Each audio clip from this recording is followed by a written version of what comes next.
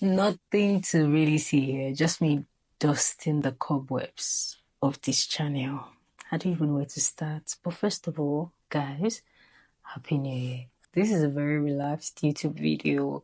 I just really came on here to chat and share some wisdom. I hope you guys are doing great. I hope you guys are doing well. I feel like I have new subscribers. Funnily, my channel has been growing for somebody that hardly posts every day or every week or every month. This channel has 7,500 subscribers. 7,000 human beings think that they should click the subscribe button.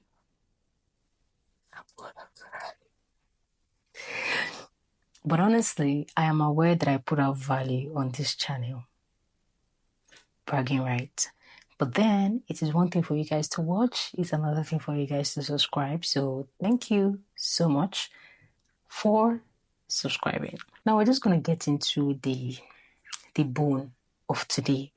And from the title, you can probably see that we're going to be learning. And once I have this thing with me, just carry your pen and carry your book, your phone, your iPad, everything you can use to write. Today we'll be talking about 5 things you should do in 2025. You know me, I don't do clickbait. Voila for who speak English. You know I don't do clickbait content. Whatever you see in my title is what you will get. So Teacher Timmy is up and active. So bring out your pen and paper. So the first thing you should do in 2025 is to break down your goals or your year into daily goals or daily tasks. I don't want to call them tasks. I will say goals per se, because task and goals are like 2 different things. But daily, for lack of better word, let me use the word task, daily task. So I'm going to give you a very good example. Let me assume that one of your goals this year is to get better at public speaking. Maybe you're always shy, you don't know how to speak publicly. Instead of saying, I want to know how to speak better in 2025, which is the big goal. Nice. What you can do is to say that every single day I am going to watch a YouTube video or a training on how to speak. And this is something that I actually did this year. If I look at my radar on public speaking, I think I'll rank myself a 6, 7 over 10. I am aware of my space. I know how to use my stage. I am not just good with eye contact. Like, I don't know how to look into people's eyes when I'm talking. And I use a lot of filler words like so, and all those things. And this is something I really, really want to work on in 2025 because, I just want to work on it for the sake of my work. So I dedicated 10 minutes of my day to listening to videos, training, just watching the videos and practicing. Now, this is what differentiates Tammy from person A, because what person A would do is to watch, close the tab, and go on with their day. Tammy will watch and practice. You see, 2 different things. So don't just do because you want to take off the box. Don't just do because you just want to mark attendance for the day. Do it because you're practicing and you want to get better. So when you learn something, practice it. I remember there was a video I watched from a guy I follow on YouTube, and he was just talking about how to maintain eye contact, how to look into people's eyes. And he mentioned that the reason why you're not looking into people's eyes is because you feel like what you're saying might not make sense. You don't want to see their facial expression. Because sometimes you think it's because you're shy. That's why you're not looking into their eyes. So it was like you need to start asking yourself questions and asking why. Like, why? Not just assume that it's because you're shy. That's why you're not looking at the camera. Let's say you're trying to become a data analyst in 2025. You will not just write, become a data analyst 2025. That is not a realistic goal. When I say realistic, It is not tangible. When? How? These are the questions you need to ask yourself. Instead of just writing that down in your notes, you can cut it into quarters. So January to March, I am going to research courses on data analysis, or maybe January, right? I'll research courses on data analysis. By February, I will start taking these courses. By March, I'll find a mentor. By April, I'll volunteer on a project that allows me to build my resume. By May, I'll look out for jobs, junior level roles. See, timely, measurable, and realistic. So don't just throw it into the air. I want to become a data analyst in 25. I call it work. It is not possible for you. Yeah, it can work, or to be honest, like things happen by chance, but you're too old to be living your life to chance. You're no more a baby, okay? So you need to break your years into days, and it's something I do like every time. But recently, my pastor did a whole series on winning each day, and it's one of the best series I've heard on planning, goal setting, every single thing. See, you just need to go and watch it. I'll link it in this YouTube video. Now that we've tackled winning each day, the second one is get rid of comparison and envy. I know this is a bit touchy, but it will help you. And in the era of Instagram, social media, quick cut videos, you realize that people are posting highlights of their lives, and truthfully, like, their lives may be going well, their lives may be going sweet, and they're just really just posting for posting's sake, you know. But then you're trying to compare your life to people that have probably sown seeds last 5 years or last 10 years, and they're reaping it, traveling the world, building their businesses, and you're just starting and you want to compare yourself. It is not possible. Like, it is not possible. This 25, please don't compare yourself to anybody. Your age mate, your non-age mate, your old age. See, nobody. And the reason is because we come from different backgrounds. We come from different realities. There's so many things that have happened in our lives that kind of shape who we are as a human being. And you forget all those things. And you forget that it is God who has written the script of your life. But you want to follow another person's script. It's not possible. It is not. So I want to really beg you not to compare yourself to anybody. And the thing is, there's literally a thin line between comparison and envy. Before you know it, you start envying the person. All of a sudden, they will post, you'll not like it. They will post, and you say, it's one of those there. It's because their uncle is big. It's because she knows somebody. It's because... I'm just saying, right? Be very, very careful not to compare yourself and not to envy anybody. Like, it's not worth it. I'll just tell you the truth. I live my life in a very nice way, in the sense that if I see somebody doing something, I'm really excited. Like, I don't look at you if you're doing something big and say, oh my God, I don't like this person. Like, that could never be me. You will not find me doing that. Like, I'm genuinely happy. I will even sometimes post you on my stories because the sky is big enough and there's no need for me to compare that person to me. I am Temi. I am unique in my own way. You are unique in your own way. So there's no room, there's no need to compare yourself or to envy another person. Now, the third thing I'm going to say that you should do in 2025, be humble. Type it in the comments. Sorry, I forgot this on Instagram. Be humble.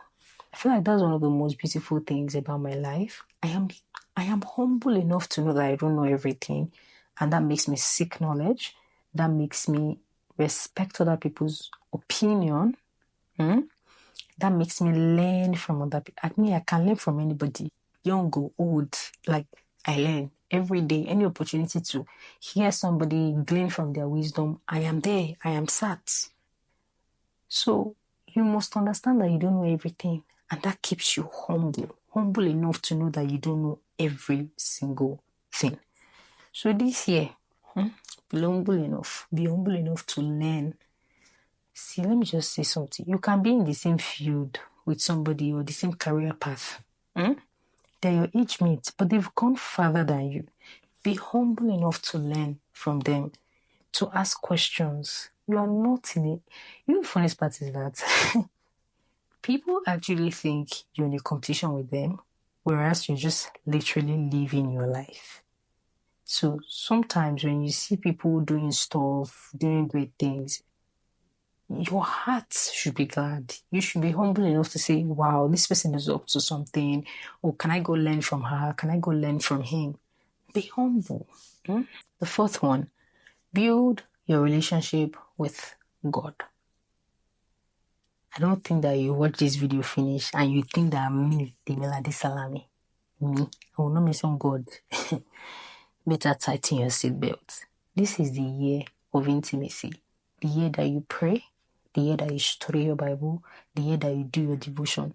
And if you're like me, that you work a lot on, like I work with gadgets a lot, from my iPad to my phone to my laptop, I had to go back to my physical Bible. It's just right there, somewhere right there. Because I realized that before I know it, one notification from work has popped up and I want to pick my phone. I'm like, we're doing devotion. Another thing I try to do is to plug my phone away from where I sit and do my devotion. So I do my devotion here and I plug my phone over there. So put measures in place. Don't think you are strong. You are not strong. You will check Instagram when you wake up. So put measures in place. For me, my phone is always on DND. I know not so many people like that, but I do it for the Lord. I do it for me. I do it for my sanity. I don't think there's never an emergency, and I feel like people's urgency is not my emergency every time. So it's okay. I'm not the savior of the world. My phone is always on DND. People that want to reach me, they know how to reach me. Trust me. So that's it. Build your relationship with God. That was what we're talking about, right? Build it. Intimacy. And when you talk about intimacy, it's not touch and go, not 5 minutes. I want to say something and I will say it. I feel like Instagram has really made us very lazy, where I go to an Instagram post, they're like, this is how to do a 10 minutes devotion. I'm like, 10 minutes devotion? You're devoting? Your fellowship will go for 10 minutes. Early in the morning, the only time you can give God in 24 hours is 10 minutes. Cover your eyes. If you had a boyfriend or a girlfriend, will you give them 10 minutes of your time in a day? Be truthful. So why is it the Lord that you want to give 10 minutes? Tell me, explain in 50 words. Why is it good? So they're like, hey, you use 2 minutes for worship. People are using 2 minutes for worship. That time I am just preparing to sit at my chair, to adjust my chair. A whole playlist. I will finish it. See, I'm not boasting in my works, but I'm just always curious as to how, we don't want to grow. And the thing is, I was never always here. There were times, I used to do 10 minutes. But my problem is that many people want to stay on that 10 minutes.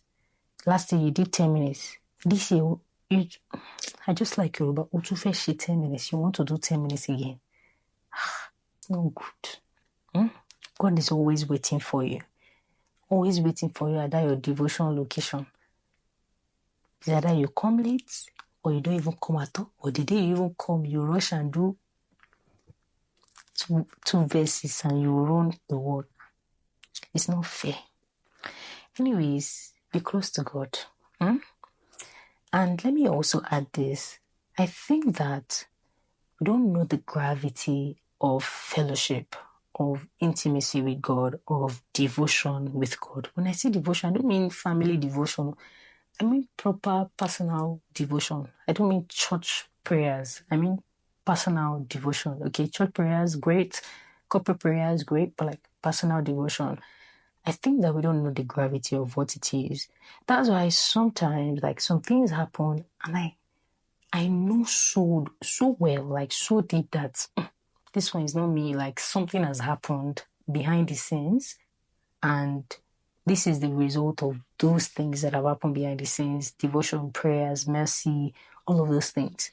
And I now see people trying to get what God would have given them in the place of prayer. So you will see things like your net worth is your network is your net worth. The people you know determines how far you go. Be very, very careful of that in 2025. The best of a man is still the best of a man. Don't put your eggs in the basket of a man or think that your life's progression is attached to the existence of somebody. I don't know if you guys get what I'm trying to say. So you think that the kind of people you have in your social network, the people you can pick up your phone, we even say things like, if you look at your phone and you can't call 10 people to give you 1 million, you don't have friends. In this era and age, I don't know if my own friends can come and I can give them 1 million. I don't. But that doesn't make me like useless to them. So picture it. Sometimes like put yourself in their shoes. It doesn't make you a useless person. So all those who you roll with is how far you go. All those quotes, you people know those quotes now. You follow those people on Instagram. Please let it end in 2025. What God cannot give you, through a man that He will send, don't take. So lobbying, trying to get into events, affiliating, taking pictures, getting into circles. Be careful. The last thing I'm going to say is stop looking for motivation, okay? Should I conclude? Stop looking for motivation. The motivation you look for in 2024, you find them. You did not see it in one day, and you could not do anything. None of your goals you could not achieve, and it's still that motivation you're looking for. I feel like if you live in Earth, like planet Earth, you know go see motivation, because every day things are happening. Like today now, when I woke up, okay, I'm shooting this video at what time? Yesterday when I woke up, I looked outside. It was sunny. 12 minutes later, it was windy. It was rainy. I was made to go out to do something. I could not go. And that thing wasn't important, by the way, but if it was an important thing, it was not going to be motivation that will carry me there, because I was not motivated. It is discipline. So that motivation you're looking for, you can't find it. And I'm being frank, because living life alone, does not come with motivation every day. So you can't be waiting for, I want to be motivated. Today I'm motivated to do my Bible study. So tomorrow, if you're not motivated, you not fellowship. You not go to work. And I feel like sometimes we lie to ourselves, because you're 9 to 5. You don't go because you're motivated. You go because you're disciplined. So why is that? Is it things that concerns your life, your personal growth, your advancement, that you think you want to use motivation to move forward? Today, I did not come smiling. I see this 2025. The only problem you have following me or subscribing to my channel is that you will grow. And I think it's a good problem. So this 2025, I'm not smiling this year. We're going to grow together. So we're going to go through it again. Number 1, break your ears in 2 days. Get rid of comparison and envy. Be humble enough to learn. Build your relationship with God, and stop looking for motivation. I think the last bonus, stop competing with people that you are supposed to be learning from. I see this one a lot, and I just shake my head. It's not everybody that is your mate. It's not everybody. Stop competing with people that God has sent to you to guide you, to teach you, to hold your hands. You want to use competition to carry your destiny like this. Continue. Anyways, I have come to the end of my video, and I don't think this is a nice way to come back to YouTube, but I never promised you guys nice.